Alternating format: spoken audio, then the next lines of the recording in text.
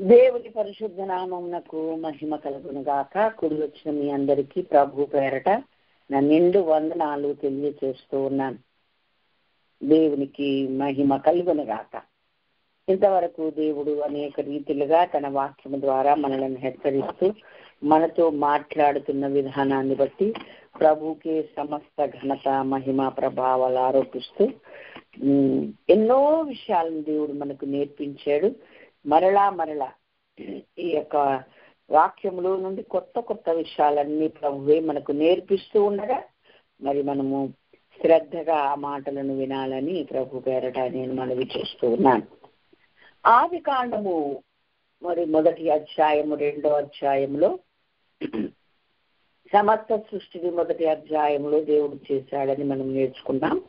ఆ తర్వాత 2వ అధ్యాయంలో మా సృష్టి అంతటిని చేసి తర్వాత మనిషిని చేశాడని మనం నేర్చుకున్నాం. తర్వాత ఈ ఆదాము అవ్వలు మరి దేవుని మాటను మీరి పాపంలో పడిపోవడం మనకందరికీ తెలుసు. అయితే ఈ దినం ఒక చిన్న హెచ్చరిక ప్రభు చేయదలిచాడు. మంటి నుండి పుట్టినట్టు మనల్ని ఎలాగా మరల దేవుడు మహిమకు మార్చగలడో నేర్చుకున్నాం. అలాగే మొదటి బలి విషయం కూడా మనము నేర్చుకున్నాం. దేవుడు ఏ విధంగా ఆదామును తోట నుండి వెళ్ళగొట్టి అలా వెళ్ళిపోకుండా అక్కడ ఏ స్థాయిలో ఏ స్థితిలో ఉన్నాడు అలా అయిపోకుండా ఒక బలిని అర్పించి మరియు వాళ్ళకు సిగ్గును కప్పాడని, చర్మపు చొక్కాయలు చేయించి తొలగించాడని మనము గత వారాలను నేర్చుకున్నాం. అసలు ఎంత అద్భుతమైన ప్రేమ! అలా వెళ్ళగొడితే కూడా ఆయన అడిగే వాళ్ళు ఎవరు లేరు. దేవునికి ఆయన కార్యం చేయగా త్రిప్పివేయి వారు ఎవరు లేరు, ఆయన చేతిలో నుండి విడిపించగల వారు ఎవరు లేరని వాక్యం సెలవిస్తూ ఉంది. ఆయన శిక్ష విధింపగా కాదనే వాడెవడు, ఆయన సమాధానం కలగజేయగా మళ్ళా అది కూడా కాదనడానికి ఎవరు లేరని ఎన్నో రీతిలుగా వాక్యం మనల్ని బలపరుస్తుంది. కాబట్టి అట్టి దేవునికి మన మీద ఎంత ప్రేమ, ఎంత జాలి ముందో చెప్పాలి. దేవునికి మహిమ కలుగును గాక. అంత ప్రేమ, అంత జాలి లేకపోతే మనం అంత మానవ జాతి ఈ ఘడియ వరకు ఇలా ఉండలేరు. అయితే ఎప్పుడైతే ఆ బలి అర్పించాడో అది మొట్టమొదటి బలి అని మనము తెలుసుకున్నాం. దేవునికి స్తోత్రం, హల్లెలూయా. అలాగే మళ్ళా మొట్టమొదటి అర్పణగా దేవుడు ఇద్దరిని అర్పించడం. ఈ అర్పణ అర్పించమని కూడా ఎవరు చెప్పారు అని అంటే మరి తండ్రులే చెప్పారు, మరి ఎవరు ఇంకా చెప్పరు కదా. కాబట్టి వాళ్ళ ఇద్దరి పరిస్థితి ఎలా అయ్యిందో మనకందరికీ తెలుసు. శ్రేష్టమైన బలి ఒకడు అర్పిస్తే ఆ పక్కనే ఉన్నవాడు, అదే ఇంటిలో ఉన్నవాడు, అదే కుమారుడిగా పుట్టి అతడేమో మరి శాపము కారణానిగా నిర్లక్ష్యమైన బలిని అర్పించినట్లుగా వాక్యం ద్వారా మనము గత పాఠములలో మనము నేర్చుకున్నాం. దేవునికి స్తోత్రం. ఈ పూట ఒకటే ఒక మాట మనము గ్రహించాల్సి ఉంది. ఏంటి అని అంటే, దేవుని బిడ్డలముగా బ్రతుకుతున్న మనము దేవునికి భయపడి, దేవునికి లోబడి మనము ఆశీర్వాద కారణంగా ఉండాలే తప్ప శాపం కారణంగా ఉండకూడదు అని ఒక చక్కని పాట 3వ అధ్యాయం 17వ వచనం మనకు నేర్పిస్తుంది. నీ మూలంగా అన్నాడు కదండి. అది దుఃఖకరమైన విషయం, బాధాకరమైన విషయం. ఎంతో సస్యశ్యామలంగా, ఆహ్లాదంగా, అందమైన సృష్టిని దేవుడు చేశాడు. చేస్తే ఆ సృష్టి ఎలా మారిపోయింది అంటే ఎక్కడ చూసినా పనికి వచ్చే పడాలే తప్ప పనికి రాని అంటూ ఏది లేదు అని వాక్యం ద్వారా మనకు తెలుస్తుంది. అందుకై ఎలాగా మనం చెప్పొచ్చు అని అంటే, ఇక నుండి అది నేను దాన్ని శపిస్తున్నాను, నేల శపింపబడింది, ఇక నుండి నీ కష్టం, నీ ప్రయాసం తప్పదు, అదేమో సరి అయిన ఫలం ఇవ్వదు. ఎందుకంటే సరి అయిన ఫలాలన్నీ మారిపోయినాయి, సరి అయిన ఫలాలన్నీ లేవు. ఏముంది? మొత్తం ముండ్ల తుప్పలు, గచ్చ పొదలు మొలుస్తాయని చెప్పాడు. దేవునికి మహిమ కలుగును గాక. హల్లెలూయా. అంటే ఇప్పుడు ఎవరి నిమిత్తము? ఆదాము నిమిత్తం. ఆదాముకు అది ఎలా అయింది? ఆదాము నిమిత్తం ఎట్లా అని మనం చెప్పగలము? ఆదామును నా కుమారుడిని పరిచయం చేశాడని గతంలో నేర్చుకున్నా. మరి ఆదాము కారణం అయ్యాడు అనడానికి మనకు కారణం ఏంటి అనంటే హవ్వ చేయబట్టే. మూలం ఎవరు అంటే అవ్వే. అక్కడ రాశారు కదండి, ఆదాము తన భార్యకు హవ్వ అని పేరు పెట్టాడు. తర్వాత పై ముచ్చాతి ఈ పేర్లు పెట్టుడు ఇవన్నీ కంటే ముందు అక్కడ ఏమని మనం దేవుడు చెప్తున్నాడు? నీ భార్య మాట విని నేను నీకు ఆజ్ఞాపించిన వృక్ష ఫలములు నువ్వు తిన్నావు. నేను వద్దని చెప్పాను, నీ భార్య తినమని చెప్పింది, నువ్వు తినేశావు. అందుకని నీ నిమిత్తము నేల శపించబడింది అన్నాడు. ఇక నీవు శపించబడినట్టే. నువ్వు ముళ్ళ తుప్పలు గచ్చ పొదలు మొలిచిన ఆ భూమిని నువ్వు సేద్యం చేయాలి, ఆ పొలంలోని పంటే తినాలిందా. నేను చెప్పితే నేను పండించిన అటువంటి ఆ చెట్లకి ఆ యొక్క మంచి ఫల వృక్షాల తోటలో పండుతుండగా హాయిగా వాటిని కోసుకుని తింటాం తప్ప నువ్వు కష్టపడేది లేదు. ఇంకేమన్నాడు? నీవు ప్రయాసముతోనే నీ బ్రతుకు దినాలన్నీ దాని పంట తింటావు. అంతే ఉంది కదమ్మా. ఆ తర్వాత ముఖము చెమట కార్చి నువ్వు ఆహారం తింటావు. ఇదంతా ఈ శాపం అతనికి సంక్రమించడానికి అతని నిమిత్తం భూమి శపించబడింది గనక, శాపం ఇతను అనుభవించాలంటే ఇతని నిమిత్తం భూమి శపించబడాలి. భూమి కూడా శపించబడింది. అంతక్రితం ఎంతో సంతోషంతో ఏ తిప్పలు లేకుండా హాయిగా తోట చుట్టూ తిరిగి కావలసిన పండ్లు కొనుక్కొని తినేవాళ్ళు. వృక్ష ఫలములన్నీ ఫలించేది. ఇప్పుడు ఫలము పంట తినే దుర్గతి దుస్థితి వచ్చింది. ఆ పొలములోనేమో ఆ భూమిలోనేమో ఎలాంటి అంటే మొలుస్తాయంటే, ఇప్పుడు చూడండి, గచ్చ పొదలు ముళ్ళ తుప్పలే ఎక్కువ కనబడతాయి, ఫలమిచ్చు మంచి చెట్లు తక్కువ కనబడతాయి. శాపము లేకముందు అన్ని ఫలమిచ్చు చెట్లే ఉన్నాయి. ఎక్కడ పిచ్చి చెట్లు గచ్చ పొదలు గచ్చ మొక్కలు ఉన్నట్టు లేదు కదా. కాబట్టి దేవుడు నాతో మాట్లాడింది ఏంటంటే, ఏ మనుష్యుని నిమిత్తము కూడా ఎవరు కూడా శాపమునకు కారణంగా ఉండకూడదు, ఆశీర్వాదానికి కారణంగానే ఉండాలి. మళ్ళీ చాలా తరముల తర్వాత దేవుడు అది చెయ్యడం ఆయనకి ఇష్టం లేదండి. ఎప్పటికప్పుడు ఆయన మనస్సు నొచ్చుకున్నాడు, బాధపడుతూనే అక్కడ ఏమని అంటాడంటే, నేను నిన్ను ఆశీర్వాదానికి కారణంగా చేస్తాను, భూమి యొక్క సమస్త వంశములు నీ యందు ఆశీర్వదించబడతాయి అని నిన్ను ఆశీర్వదించి నీ నామాన్ని గొప్ప చేస్తా, నువ్వు అసలు ఆశీర్వాదానికి ఒక సింబల్ గా ఉంటావని అబ్రహాముతో చెప్పాడు. అంటే అప్పటి వరకు అందరూ కూడా శాపగ్రస్తమైనటువంటి ఆ పరిస్థితులు, ఆ బందులోనే మూలుగుతూ ముక్కుతూ, కొంతమంది జ్ఞానం కలిగి బ్రతికారు, కొంతమంది వివేకం లేకుండా తెలివి లేకుండా శాపగ్రస్తులుగానే తమ జీవితాన్ని వెళ్ళదీసుకున్నారు. కాబట్టి వాక్యం ఏం చెప్తుందంటే, మనము ఎవరికి శాపానికి, దేని శాపానికి మనం కారణమవుతాం. నీ భార్య మాట విని నేను వద్దన్న పండును తింటివి గనక నీ నిమిత్తము అన్నాడు. నీ నిమిత్తము నేల శపింపబడి ఉన్నది. ప్రియ దేవుని బిడ్డలారా, మన నిమిత్తం మన కుటుంబాలు శపింపబడకూడదు, మన నిమిత్తం మన ప్రాంతాలు శపింపబడకూడదు, మన నిమిత్తం మన కలిగిందేది శపించబడకూడదు. అట్లా చేస్తాడండి దేవుడు. అలా చేస్తాడంటే అది అసలు నీకు దేవుని మాట లెక్క లేకుండా దేవుని మాట నిర్లక్ష్య పెడితే ఇంకా దేవుడు అది చేయక ఏం చేస్తాడు? ఆనాడు ఇశ్రాయేలుతో ఏం చెప్పాడు? నేను ఆశీర్వాదమును శాపమును మీ ముందు పెడుతున్నాను, మీరు ఏది ఎంచుకుంటారో అది ఎంచుకుంటాడు. అంతవరకు శాపం అనే మాట లేదు అసలు. కానీ ఎప్పుడు వచ్చింది అంటే వద్దన్న పని చేసినప్పుడు. అది కూడా తాను ప్రేరేపించబడలే, తన సొంతం పుట్టలే, ఆమె ఎవరో చెప్తే చేశాడు.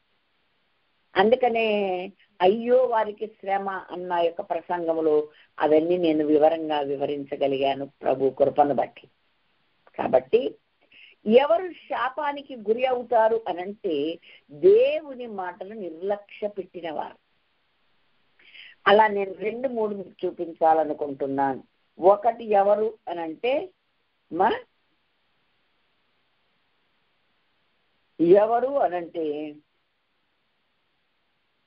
పెద్ద ఉదాహరణ ఆదామే. స్త్రీ జాతి అంతా కూడా భయంకరమైన ప్రసవ వేదన అనుభవించడానికి కారణం ఎవరు అనంటే హవ్వమ్మే కదండి. కాదు. కాబట్టి నేనంట మనము దీవెనకు ఆశీర్వాదానికి కారణంగా ఉండాలి. నీ మూలంగా నేను దీవించబడ్డాను, నీ మూలంగా నా వంశములన్నీ దీవించబడ్డాయి, మేమందరము దీవించబడ్డామని మన గురించి చెప్పేలాగా మనం ఉండాలి. కానీ మనం ఎవ్వరము శాపానికి మరి కారణంగా ఉండకూడదు అని ఒక హెచ్చరిక దేవుడు ఈరోజు ఇస్తున్నాడు. అంటే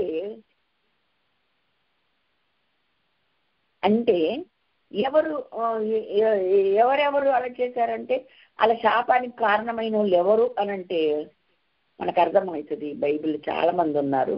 ఈ ఆది కాండంలో 1-2-3 ఉన్నారు. వాళ్ళ పేర్లు చెప్పి నేను ముగించాను. ఎవరు వాళ్ళు? మొట్టమొదటి ఆదాము హవ్వ. వాళ్ళు శాపానికి కారణమయ్యారు. అందుకని తోట నుండి బయటికి వెళ్ళగొట్టబడ్డారని, మనల్ని ఎప్పటికీ మళ్ళీ ప్రవేశించకుండా మరి దేవుడు ఖడ్గజ్వాలని పెట్టాడని మనం చదువుకున్నాం. సరే, ఈ పంట అర్పించేటప్పటికి వచ్చేసరికి మరలా ఆ శాపం ఎక్కడ తన పెద్ద కుమారుని మీద ఏరినట్టుగా అక్కడ మనం చూస్తున్నాం. నిర్లక్ష్యం చేసిన వారి మీదకే శాపం వచ్చింది. మళ్ళా జ్ఞాపకం చేసుకున్నాం. దేవుని మాటను పెడచెవిన పెట్టిన వారికి 1-2 సార్లు ఇది తగునా, ఇది చెయ్యాలా, ఇది కరెక్టేనా, ఇది కాదా, దేవుడు ఏం చెప్పాడు అని ఆలోచించి అడుగులు వేసే వారికి రాదు. నిర్లక్ష్యంగా దేవుని మాటను మరచిపోయి ఎప్పటికప్పుడు సాతానుగాడు ఏం చెప్తున్నాడు విశ్లేషించక అర్థం చేసుకోక గుడ్డిగా అడుగులేసే వారికే శాపం వస్తుంది. నా మార్గాలను నేను పరిశీలన చేసుకున్నాను అని అంటారు. నీ మాటను బట్టి నా మార్గమును నేను పరిశీలన చేసుకుంటుంది అంటాడు. నేను ఎలా నడుస్తున్నాను? కరెక్ట్ గా నడుస్తున్నానా? దేవుడు చెప్పింది ఇదేనా? దేవుని మార్గం ఇదేనా? దేవుని పద్ధతి ఇదేనా? దేవుని అంచనాల మేరకే నేను బతుకుతున్నానా? దేవుడు నాపై పెట్టుకున్న ఆశలు కరెక్ట్ గా నేను చేస్తున్నానా అని ఎవరైతే ఆలోచించుకుని అడుగులు వేస్తారో వారందరూ ఆశీర్వాదానికి కారణంగానే ఉంటారు. కానీ నిర్లక్ష్యము, అవివేకము, అజ్ఞానం ఇవ్వగానే తినేస్తాడండి. వివేక్షణ జ్ఞానం లేదా? వివేచించొద్దా? ఇది ఎక్కడిదమ్మాయి, ఎక్కడి నుంచి తెచ్చావు? ఒకవేళ దేవుడు చెప్పింది అదా ఏంటి, అక్కడ తెచ్చావా ఏంటి? ఏమని చెప్తే ముచ్చటంతా బయటపడేది. లేదండి సర్పం వచ్చి నాతో ఇలా మాట్లాడాడు అని చెప్పేదేమో. అసలు ఆమె ఎందుకు అలా చేశాడు? ముందు ఆమె చెప్పడం తప్పే. ఈయనకు కూడా కొంచెం విచక్షణ జ్ఞానం, ఆలోచించి అడిగే, ఆచితూచి అడిగేసి ఒక చక్కని అవకాశం అదేమంటారు అలవాటు ఉంటే కనుక ఈ దుస్థితి వచ్చేది కాదు. ఇప్పుడు 2వ శాపానికి కారణం ఎవరు అనంటే ఇక్కడ కయీనే. అయినా సరే అతడు నిర్లక్ష్యమైన అర్పణ అర్పిస్తే దేవుడు దాన్ని ఇష్టపడలే, తోసేశారు. కయీనును అన్నారండి. కయీనును అంటే మనస్సును ఎరిగి, ఆయన చర్యలను ఎరిగి, ఆయన క్రియలను ఆయన ఆలోచనలు చూసి దాన్ని తోసేశాడు. అంటే అర్పణ తీసుకొచ్చేటప్పుడు ఆయన ఒక నిర్లక్ష్యమైన ఇది ప్రథమ ఫలమా, ఇది శ్రేష్టమైనదా, ఇది ఏం చూడలే. తన పొలము పంటలో కొంత అర్పించడం ఉంది. ఎంత అర్పించాలో ఒక విధానం ఉంది, ఎలా అర్పించాలో ఒక విధానం ఉంది, ఏ రీతిగా తీసుకొని రావాలో ఒక విధానం ఉంది. దేవునికి మహిమ కలుగునుగా. హల్లెలూయా.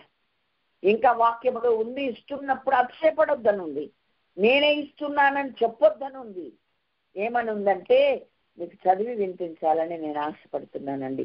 బైబిల్లో ఆ మాట చక్కగా రాసి పెట్టారు. హల్లెలూయా. దేవునికి మహిమ. హల్లెలూయా. ఇక్కడ నేను చదువుతున్నాను.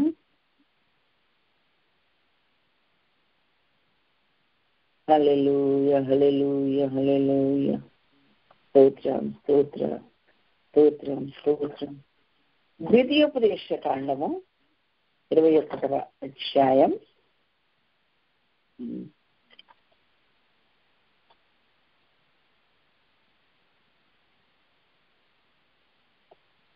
26వ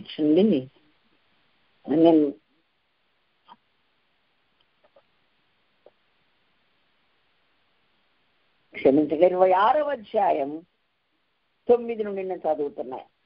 ఈ స్థలమునకు మనలను చేర్చి పాలు తేనెలు ప్రవహించు దేశమైన ఈ దేశమును మనకిచ్చెను.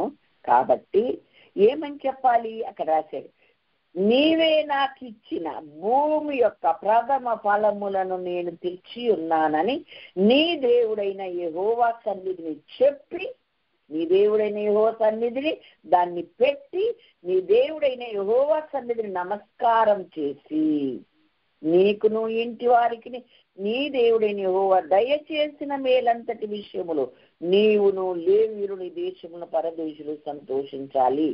ఎంత చక్కగా రాశాడంటే, కయ్యను కొంత అర్పించాడు. చూశారండి, అప్పుడు దేవునికి చాలా బాధ కలిగింది. కొంత అర్పించడం ఏంటి, అంత నిర్లక్ష్యం ఏంటి? ఆ పక్కోడే శ్రేష్టమైన బలిని అర్పించాడు కదా, మరి అది గమనిస్తలేదా? ఏంట్లేదు, ఏమవుతుంది, ఆడికో చాదస్తాం, ఆడెప్పుడు అలాగే చేస్తాడు.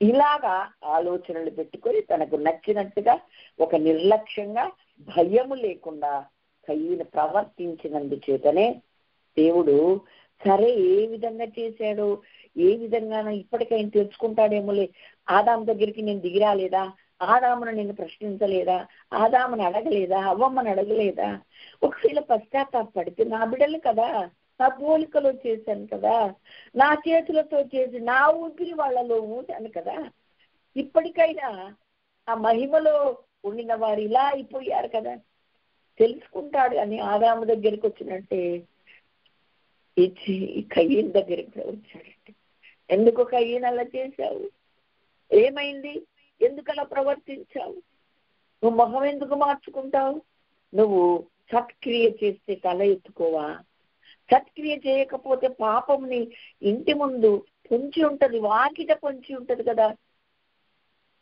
నీ ఎడల దానికి వాంఛ కలుగుతుంది, నీవు దాన్ని ఏస్తావు కదా, ఏంటి అని అంటే ఏం వినిపించుకోలేదు.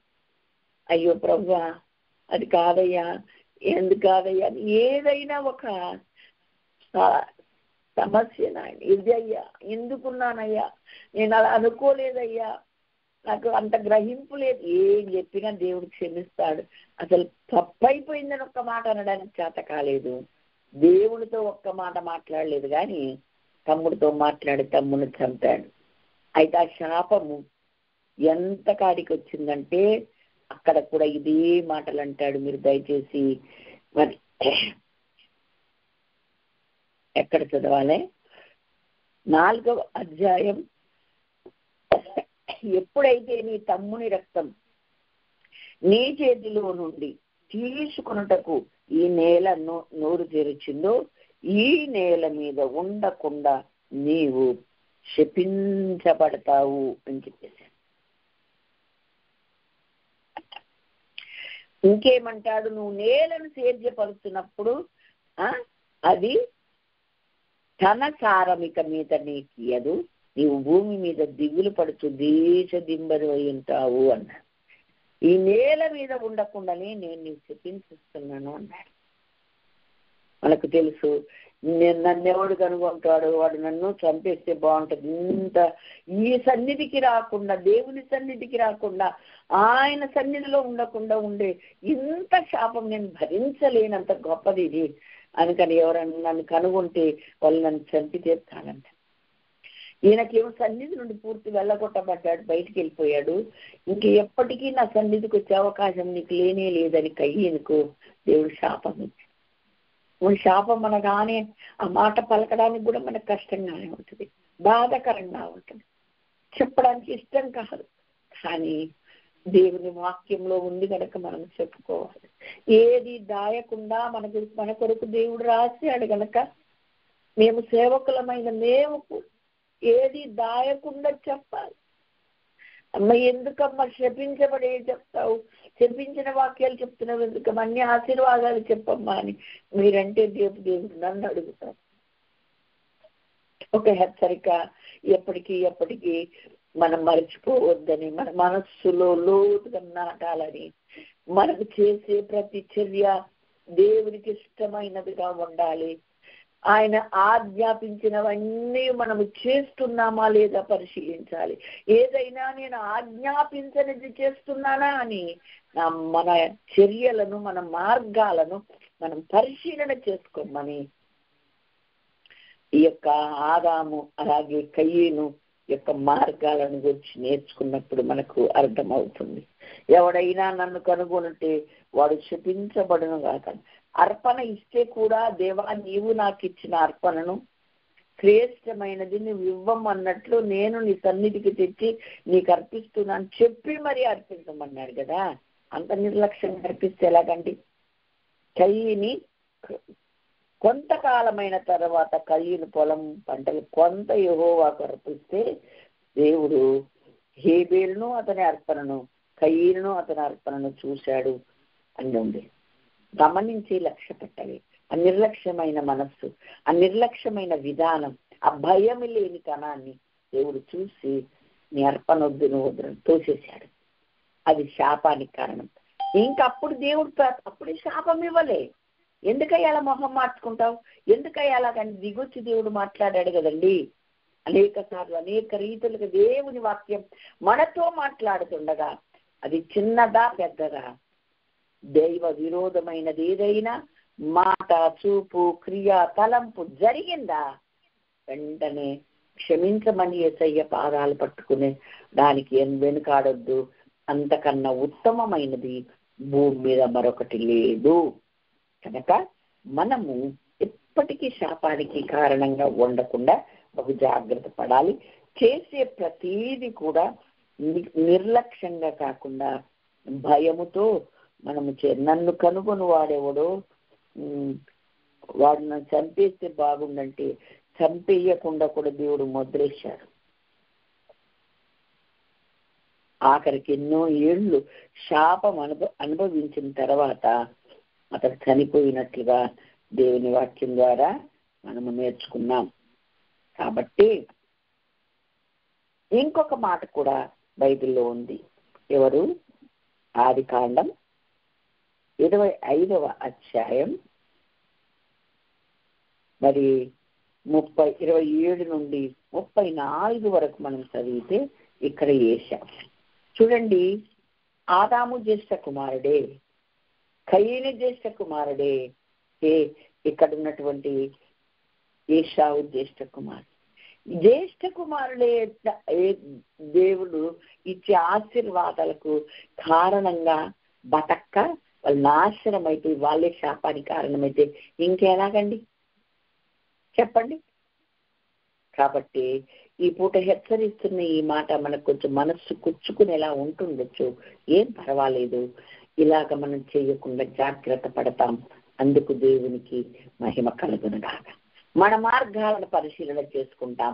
మన యొక్క మాటలను, మన ఆలోచనలను, మన తలంపులను పరిశీలించమని ప్రభు పాదాలు పట్టుకుంటాం. ఏం పర్వాలేదు అయ్యా, ఎప్పటికీ నేను అనేకులకు, నా కుటుంబానికి దీవెనకరంగా, ఆశీర్వాదకరంగా ఉండాలే కానీ ఎప్పటికీ నేను శాపానికి కారణంగా ఉండకూడదు. నువ్వు చెయ్యి, నీకు దేవుడు చెప్పాడుగా, నువ్వు చేస్తే నీవే దీవెనగా నీ కుటుంబానికి ఉంటావు, నీ వంశానికి ఉంటావు. ఆ మాట నీ దగ్గరికి వచ్చిందా? దేవుని ఆజ్ఞ నీ దగ్గరికి వచ్చిందా? అది నీకు తెలియబడిందా? చెయ్యాలన్న సంగతి నువ్వు ఎరిగావా? నువ్వు చెయ్యి. ఎన్ని శ్రమలైనా, ఎన్ని కష్టాలైనా, ఎన్ని వ్యతిరేకతలైనా నేను చేస్తాను అన్న తీర్మానములకి మనం వచ్చి మనం చేసినట్లయితే తప్పకుండా మనమేమవుతాము? ఆశీర్వాదానికి కారణమవుతాం. ఇక్కడ 27 నుంచి 34 వరకు చదివితే ఈ కయ్యనేమో ఏశావేమో అరణ్యములో ఉంటూ మరి వేటాడి వాడు, ఈయనేమో ఈ గుడారములో ఉంటూ ఉండేవాడు యాకోబు. ఒకరోజు వేట నుండి రాగానే ఏమి దొరకలేదురా, నాకు ఆకలి వేస్తుందిరా, నా ప్రాణం పోయి ఎంత పని జరుగుతుంది, నీ చేతిలో అదేదో ఎర్రెర్ర కనబడుతుంది, అది నాకు కొంచెం ఇవ్వవా అన్నాడు. నీ యుద్ధ ఉన్నది దాన్ని ఏది నాకు ఇవ్వవా అంటే, మరి నీ జ్యేష్ఠత్వం నాకు ఇచ్చేస్తావా అంటే, మనం గతంలో కూడా నేర్చుకున్నాం. దానికి ఏం పోతుంది? జ్యేష్ఠత్వం అంటే ఏంటనుకుంటున్నావు? దానికి ఏంటి, కూర కొరకు ఇవ్వమంటావా? అసలు ఏంట్రా నువ్వు మాట్లాడేది అని గద్దిస్తే తమ్ముడే కదండి.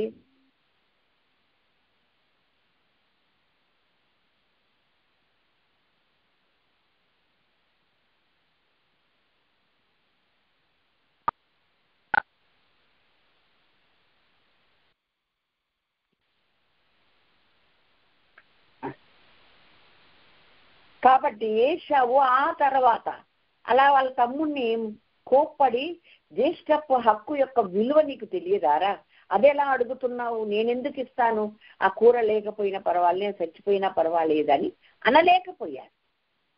అంటే తుచ్చమైన ఒకనాటి పూట కూటి కొరకు విలువైన దానిని పనంగా పెట్టాడు.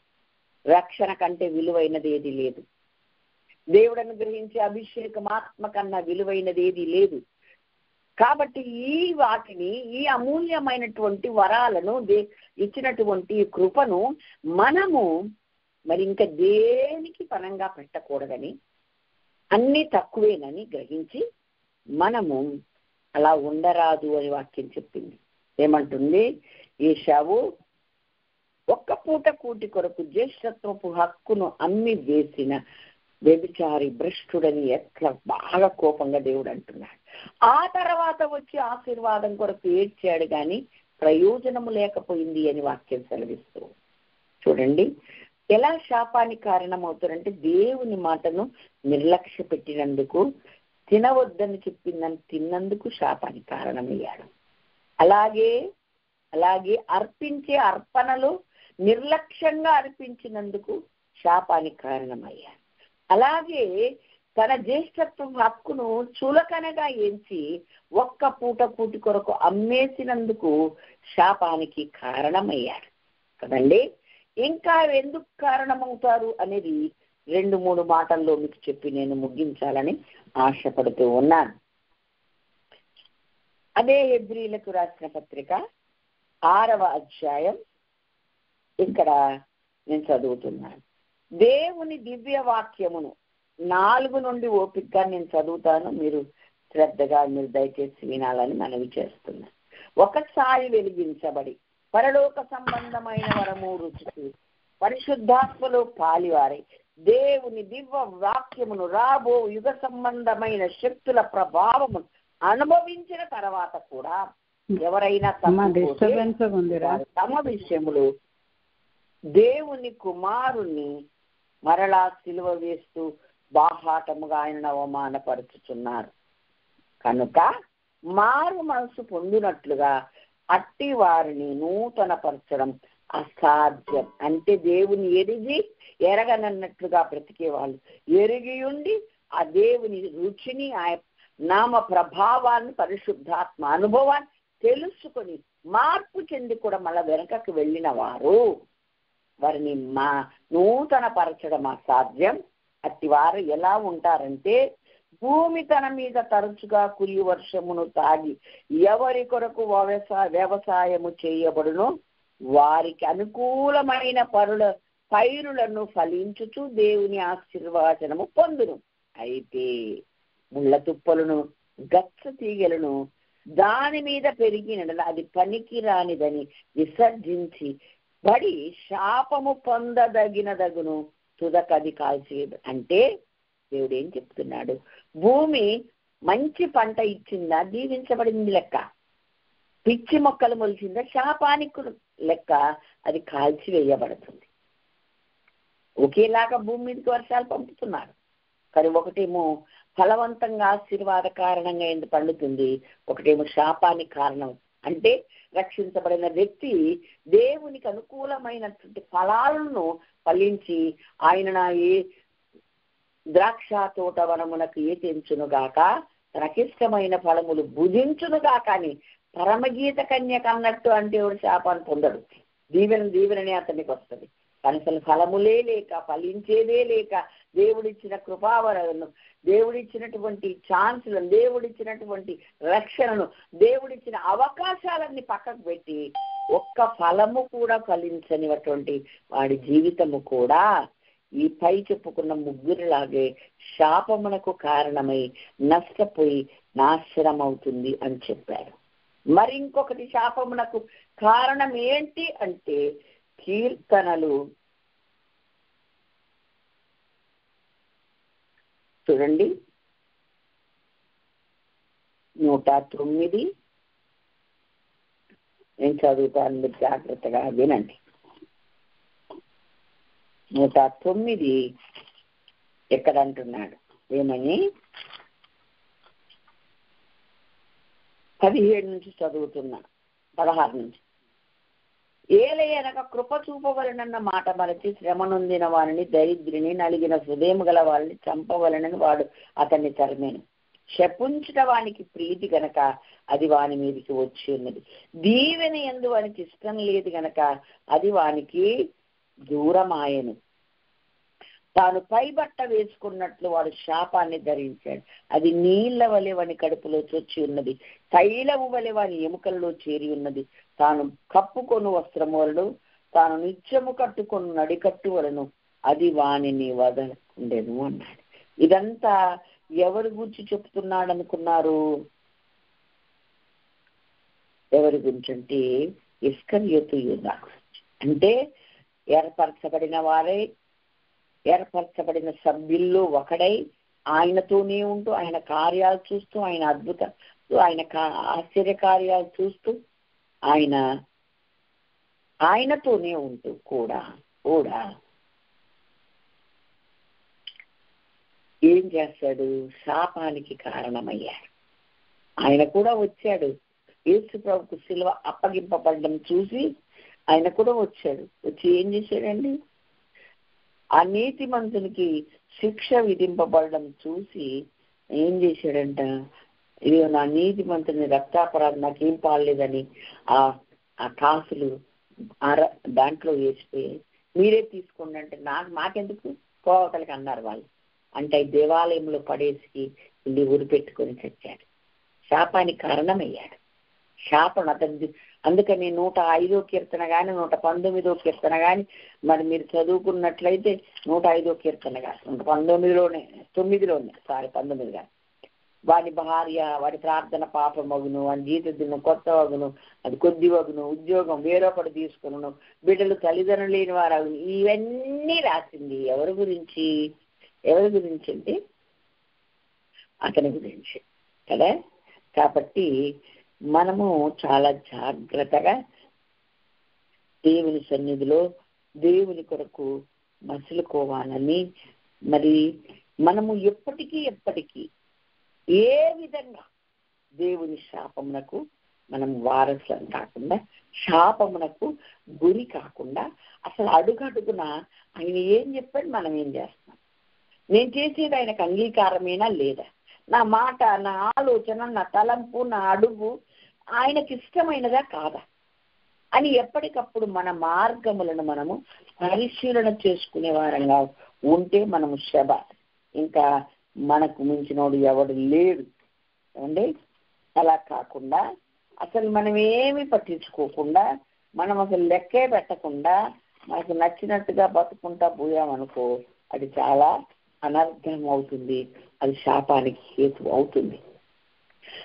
అయితే ఇక్కడ ఎందుకని ఇలా జరిగింది అనంటే, అతను నమ్మక ద్రోహం చేశాడు.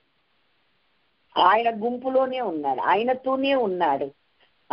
ఆఖరికి రొట్టె ముక్క కూడా పుచ్చుకున్నాడు కదండి. ఎంత దౌర్భాగ్యం! కనుక సంఘాలలో ఇలాంటి బిడ్డలు ఉండొచ్చు, ఎరిగిన వారిలో ఇలాంటి వారు. అసలు మేము సంఘానికి వెళ్ళలే, మాకేం గోడ లేదని అనుకోవద్దు. వెళ్ళకపోయినా, మనం వెళ్ళకపోవడం కూడా కాదు, వెళ్ళాల్సి ఉంది. దేవుడు ఆ రోజు ఇవ్వాలి, మనం వెళ్తే మంచిది. సంఘ సహవాసం, అపోస్తలుల బోధ మనకు అవసరం. దేవుడి స్తోత్రం, హల్లెలూయా. ఆ రోజులు మనకు త్వరలో రావాలి.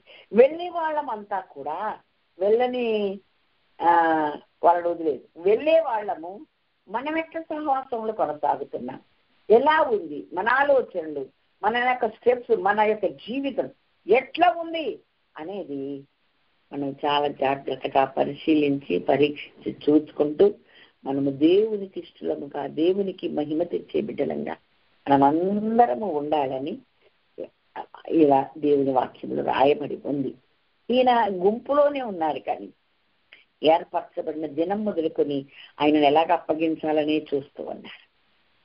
అంటే సహవాసమానికి ఎంత విలువిచ్చాడో దేవుడు ఎరిగి ఉండి, ఈ సహవాసంలో కొనసాగే దేవునితో, దేవుని ప్రజలతో, దైవజనులతో మనము సహవాసములో కొనసాగుతూ మరొకరితో సహవాసం చేయడం యూదా ఇస్కరియోతు లక్షణం అవుతుంది. వారికి శాపం వస్తుంది, వారి ద్వారా అనేకులకు, వారి కుటుంబాలకు శాపం కారణంగా మారిపోతారు. కనుక ఇక్కడ 4 మాటలను దేవుడు శాపానికి గుర్తుగా చెప్పారు. ఆ చెప్పినటువంటి ఒక విశ్వాసి అలా ఉండే అవకాశం ఉంటుందా అంటే ఉండొచ్చు, అలా ఉండకూడదనే దేవుని వాక్యం చెప్తుంది. కానీ ఈ గుంపులో ఉండి ఆ గుంపులో ఉంటే ఇంకేం చేశానండి? ద్విమనస్కులను నేను ద్వేషిస్తున్నాను అన్నాడు. ఈ ద్విమనస్కులు ఎవరు ఉంటారు? విశ్వాసులైన వారే. 2 మనస్సులు ఉంటాయి, 2 నాలుకలు ఉంటాయి, 2 విధానాలు ఉంటాయి. యాకోబు పత్రికలో ఏం చెప్పాడండి? ఒక బావిలో నుండే చేదు నీరు, మంచి నీరు ఊరున ఈ నాలుక ఒకరు చెప్పించి ఒకరిని దీవించడం వచ్చుద్దా? అసలు ఎందుకు చేస్తుంది అది? ఎందుకలా అంటే అతను ఉన్నాడు ఒక ఆయన, చెప్పించడం వానికి ప్రీతి కనుక అది వాని మీదకి వచ్చింది. దీవెన ఎందు వానికి ఇష్టం లేదు కనుక వాడికి శాపం వాడిని వదలలేదు అని రాశాడు. ఇక్కడ చూడండి ఏమంటాడు? ఒక బావి నుండి మంచి నీరు, ఒక జల నుండి నీటి బుగ్గలు, తీయని నీరు, చేదు నీరు ఊరునా ఒక ద్రాక్ష పండుగ ఇలాగా వస్తుందా? రాదు కదా. కాబట్టి మనం అలా ఉండొద్దు. అలా ఉంటే మనము శాపగ్రస్తులమేనని వాక్యం నేర్పిస్తుంది. చూడండి, దేవునితో, దేవుని గుంపుతో, దేవుని శిష్యులతో ఉంటున్నాడు. అవతలకి వెళ్ళి ఎలా పట్టుకోవాలా అని మరి ఉపాయాలు పన్నుతూ ఆ రోజు కొరకు ఎదురు చూస్తున్న వాళ్లతోనూ ఉంటున్నారు కదండి. లోకముతో, దేవునితో మనము స్నేహం చేయలేము. ఎంత కఠినమైన యాకోబు 4:4 ఎంత కఠినమైన మాట చెప్పాడంటే, వ్యభిచారులారా ఈ లోక స్నేహం దేవునితో వైరమని మీరు ఎరగరా అన్నారు. అంటే అంత కఠినమైన మాట పలకాల్సి వచ్చింది పాలన. ఎందుకంటే ఉంటే దేవుని మీద పూర్ణ ఆత్మతో, పూర్ణ హృదయంతో, పూర్ణ వివేకంతో దేవుని ప్రేమించు, లేదా పూర్తిగా ఇటు తిరుగు, అటు ఇటుగా ఉండొద్దు, అక్కడ ఇక్కడ ఉండొద్దని కదా దేవుడు చెప్పింది. కానీ ఆ మాటలు చాలా మంది పట్టించుకోకుండా ఈ యూదా జాతిలో చేరిపోయారు. ఈ యూదా వంశంలో చేరిపోయిన వాళ్ళు ఇప్పటికీ భూమి మీద చాలా మంది ఉన్నారు. వారిని గురించి మనం చాలా బాధపడుతూ అయ్యో వారికి శ్రమ అని మనం అంటాం. ప్రభు చెప్పింది ఏంటంటే, 1 యోహాను పత్రిక 2వ అధ్యాయం 15వ వచనము, లోకము అయినను లోకములో ఉన్న దానినైనను మీరు ప్రేమించకుడి. ఎవడైనను లోకాన్ని ప్రేమించిన ఎడల తండ్రి ప్రేమ వానిలో ఉండదు. లోకములో ఉన్నదంతయు అనగా శరీరాశ, నేత్రాశ, జీవపుటంబం తండ్రి వలన పుట్టినవి కావు, అవి లోక సంబంధమైనవే. లోకమును దాని ఆశయు గతించును గాని దేవుని చిత్తమును జరిగించువాడు నిరంతరము జీవిస్తాడు అని చెప్పాడు. లోక సంబంధులు కారు అని యోహాను సువార్తలో 17వ అధ్యాయంలో, అలాగే 15:19 ఖచ్చితంగా దేవుడు చెప్పాడు. కాబట్టి మనము చాలా జాగ్రత్తగా 2 తలంపులు, 2 విధానాలు, 2 పద్ధతులు మనలో ఉండకూడదు. నిర్లక్ష్యం అసలే ఉండకూడదు, అవిధేయత అసలే ఉండకూడదు.